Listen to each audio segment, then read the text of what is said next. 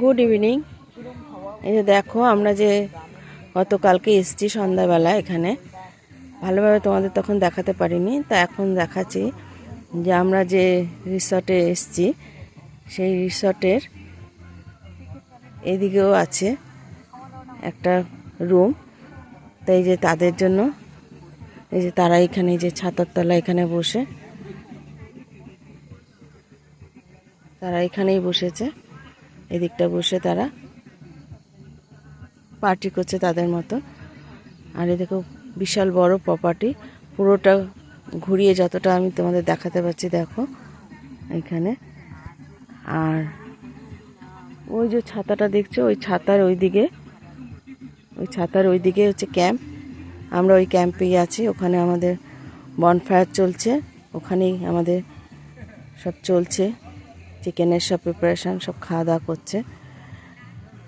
তো এইখানে যদি আসতে চাও তোমরা আসতেই পারো, এখানে সমস্ত ফেসিলিটি তোমরা পেয়ে যাবে। আর নেচার ক্যাম্পে সেটা থাকতে গেলে যা যা সুবিধা দরকার সেটুকুনি তোমরা ভালোভাবেই পেয়ে যাবে, কারণ এখানে ওয়াইফাই কানেকশান আছে, কারেন্টের তোমরা চার্জার মানে চার্জিংয়ের ব্যাপারটাও তোমরা করতে পারবে। খাওয়া দাওয়া কোয়ালিটিটা মোটামুটি, খুব ভালো বলবো না, মোটামুটি। টয়লেটগুলোও পরিষ্কার ভালোই আছে।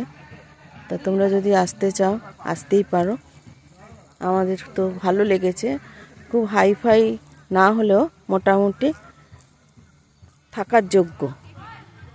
আর পুরো এরিয়াটা তো বিশাল, অতটা তো তোমাদের সাথে ঘুরে দেখাতে পারবো না, তাই এইভাবে গার্ডেনটা ঘুরিয়ে দেখিয়ে দিলাম। চারিদিকে দেখো সুন্দর সাজানো,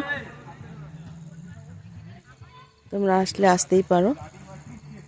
এখানে কি বলো তো, এখানে যারা খুব হাইফাইভাবে থাকতে চাও, হোটেলের মতন সিস্টেম পাবে সেটা এখানে পাবে না।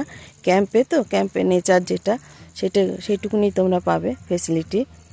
আর কটেজে কতটা কি পাবে সেটা বলতে পারছি না, কারণ কটেজে তো আমরা উঠিনি, তাই আমরা কটেজের আমি ওইটা বলতে পারবো না। কিন্তু ক্যাম্পের সেটা মোটামুটি ভালোই লেগেছে, পরিষ্কারই আছে, টয়লেট সব ঠিকই আছে।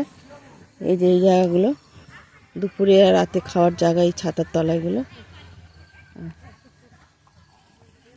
এটাই তোমাদের দেখালাম, দেখো।